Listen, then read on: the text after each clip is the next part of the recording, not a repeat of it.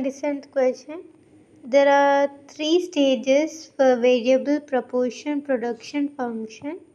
Which stage is economical to the entrepreneur? So one of the important theory, macroeconomics. మనకు తెలుసు law of variable proportions, law of returns to scale. So 2 main theories. ఇక్కడ ఏమంటుండే economical, ఈ word meaning తెలియాలి. Economical అంటే in Telugu it is profitable, లాభదాయకం. ఏంటిది 3 stages ఉంటాయి, 1 2 3. So then we have here, so stage 1, stage 2, stage 3. Okay, stage 1లో ఎక్కడ end అవుతుంది? స్టేజ్ 1లో టోటల్ ప్రొడక్ట్ అనేది ఇంక్రీజ్ అవుతూ ఉంది. స్టేజ్ 1 ఎండ్ అయ్యేసరికి MP equals to AP. Here MP equals to AP at S point. And stage 2 వచ్చేసరికి total product maximum and MP is 0. Here it touches X axis means it is 0. And ఇక్కడ ఏమవుతుంది, AP అనేది second స్టేజ్లో increasing then MP. కానీ first స్టేజ్లో ఏమవుతుంది, MP అనేది అంటే మార్జినల్ ప్రొడక్ట్ ఎక్కువ ఉంటుంది, ఫాస్ట్గా ఇంక్రీజ్ అవుతుంది యావరేజ్ ప్రొడక్ట్ కన్నా. సెకండ్ స్టేజ్ వచ్చేసరికి ఇవి రెండు ఈక్వల్ అయ్యి, ఫస్ట్ స్టేజ్ ఎండింగ్కి AP MP ఈక్వల్ అయ్యాక AP ఇంకా ఎక్కువగా ఇంక్రీజ్ అవుతుంది, AP is more than MP.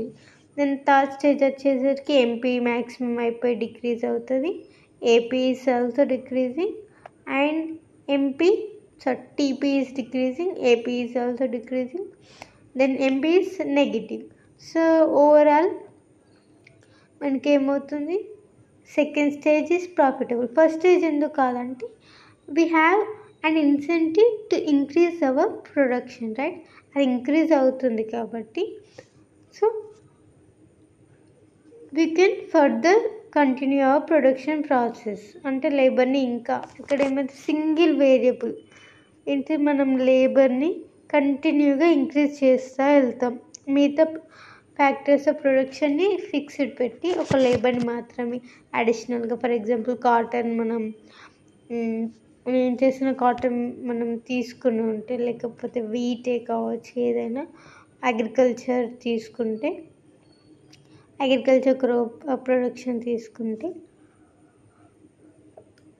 ఏంటిది, ఇన్పుట్స్ మిషనరీ అట్లనే ఫిక్స్డ్గా పెట్టేసి ల్యాండ్ని కూడా ఇంక్రీజ్ చేయకుండా అదే సేమ్ ల్యాండ్ తీసుకొని లేబర్ని 10 యూనిట్స్ తీసుకున్న తర్వాత 11 12 13 ఇట్లా ఇంక్రీజ్ చేసుకుంటే ఏమవుతుంది, మనకి అవుట్పుట్ అనేది ఇంక్రీజ్ అవుతూ ఉంటుంది. ఒక స్టేజ్ వచ్చేసరికి మ్యాక్సిమం అయిపోతుంది. తర్వాత అడిషనల్గా మన లేబర్ని రిక్రూట్ చేసుకున్నా కానీ ఏమైతే మనకి నెగిటివ్గా వస్తాయి. సో ఇక్కడ ఏంటిది, ఇక్కడ H అనేది మ్యాక్సిమం, అంటే ఈ పాయింట్ తర్వాత మనం లేబర్ని రిక్రూట్ చేసుకుంటే మనకి ఏమవుతుంది, బర్డెన్ పడిపోతుంది ఇంకా. సో నెగిటివ్ రిటర్న్స్ వస్తాయి, అంటే మనం పెట్టిన ఇన్పుట్స్కి అవుట్పుట్ ఈక్వల్గా రావట్లేదు, ఇంకా తక్కువగా వస్తుంది. సో ఓవరాల్గా చూసుకుంటే ఫస్ట్ స్టేజ్ ఎందుకు కాదంటే ఇంకా మనం ఎక్స్టెండ్ చేసే కెపాసిటీ ఉంది, సో మనకి ఎక్స్ట్రా బెనిఫిట్స్ వస్తే. సెకండ్ స్టేజ్ వచ్చేసరికి మనకి మ్యాక్సిమం అయిపోయింది, టోటల్ ప్రొడక్ట్ అనేది మ్యాక్సిమం అయిపోయింది అండ్ AP ఈజ్ డిక్రీజింగ్.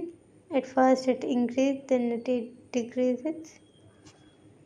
ఇక్కడ ఇంకో పాయింట్ ఏంటిదంటే ఫస్ట్ స్టేజ్లోనే MP మ్యాక్సిమం అయిపోతుంది, ఇక్కడ MP మ్యాక్సిమం అయిపోతుంది.